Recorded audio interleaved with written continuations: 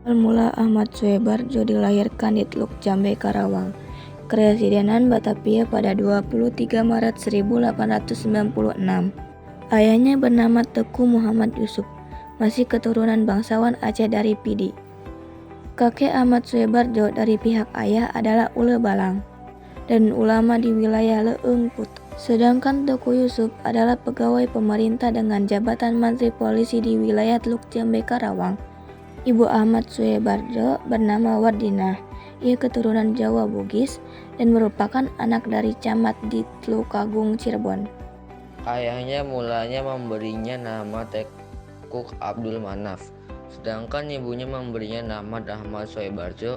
Nama Zuldisairjo ditambahkan sendiri setelah dewasa, saat ia ditahan penjara Ponorogo karena peristiwa 3 Juli 1946. Ia bersekolah di Horger Burger School, Jakarta.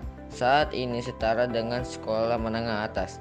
Pada tahun 1917, ia kemudian melanjutkan pendidikannya di Universitas Leiden, Belanda dan memperoleh ijazah Master in the Rechten. Saat ini setara dengan sarjana hukum di bidang-bidang undang-undang pada tahun 1933. Riwayat perjuangan Ahmad Soebardjo. Semasa masih menjadi mahasiswa, Soebardjo aktif dalam memperjuangkan kemerdekaan Indonesia melalui beberapa organisasi seperti Jong Java dan Persatuan Mahasiswa Indonesia di Belanda. Pada bulan Februari 1927, ia pun menjadi wakil Indonesia bersama dengan Muhammad Hatta dan para ahli gerakan-gerakan Indonesia pada persidangan antar bangsa.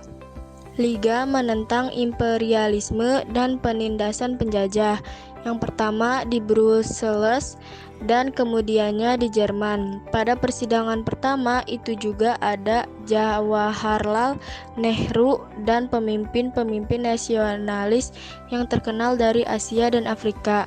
Sewaktu kembalinya ke Indonesia, ia aktif menjadi anggota Badan Penyelidik Usaha Persiapan Kemerdekaan atau biasa disebut BPUPKI, dan kemudian Panitia Persiapan Kemerdekaan Indonesia atau bisa disebut PPKI. Peristiwa Rengas Dengklok. Pada tanggal 16 Agustus 1945, para pemuda pejuang, termasuk Chairul Saleh, Soekarni, Wikana, Sudarso Singgi, dan pemuda lain, membawa Soekarno dan Hatta ke Rengas Dengklok. Tujuannya adalah agar Insinyur Soekarno dan Hatta tidak terpengaruh oleh Jepang. Peristiwa ini dinamakan peristiwa Rengas Dengklok. Di sini, mereka kembali meyakinkan Soekarno bahwa Jepang telah menyerah dan para pejuang telah siap untuk melawan Jepang, apapun risikonya. Di Jakarta, golongan muda, Wikana, dan golongan tua, yaitu Ahmad Soebardjo, melakukan perundingan. Ahmad Soebardjo menyetujui untuk memproklamasikan kemerdekaan Indonesia di Jakarta. Maka diutuslah Yusuf Kunto untuk mengantar Ahmad Soebardjo ke Rengas Dengklok.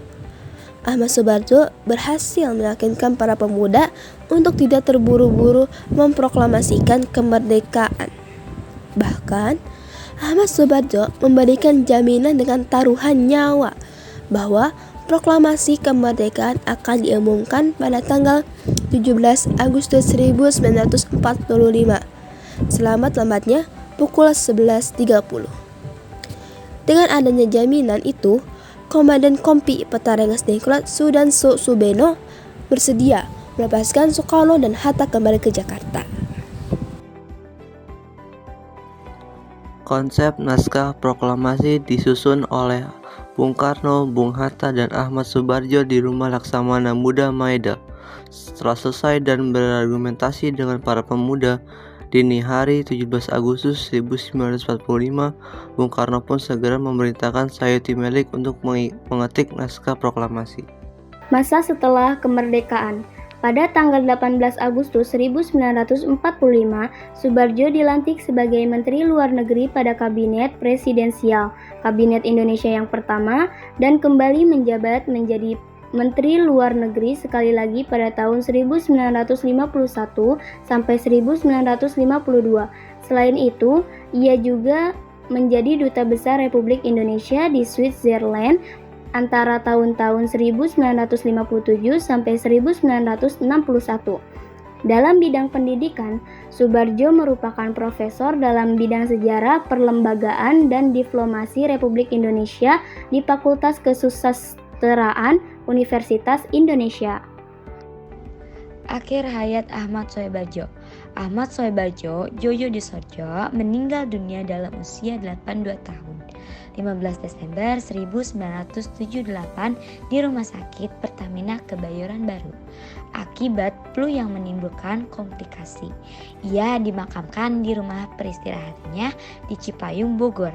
Pemerintah mengangkat almarhum sebagai pahlawan nasional pada tahun 2009. Sosok Ahmad Soebardjo merupakan sosok pahlawan yang berjasa bagi bangsa Indonesia. Kumpulan semua perjuangannya lah yang menjadi salah satu faktor tercapainya kemerdekaan negara Republik Indonesia. Mari kita tutup video ini dengan memanjatkan doa kepada almarhum Ahmad Soebardjo sesuai kepercayaan masing-masing. Maaf jika ada salah-salah kata. Kami dari kelompok 3 pamit undur diri. Sekian, terima kasih. Wassalamualaikum warahmatullahi wabarakatuh.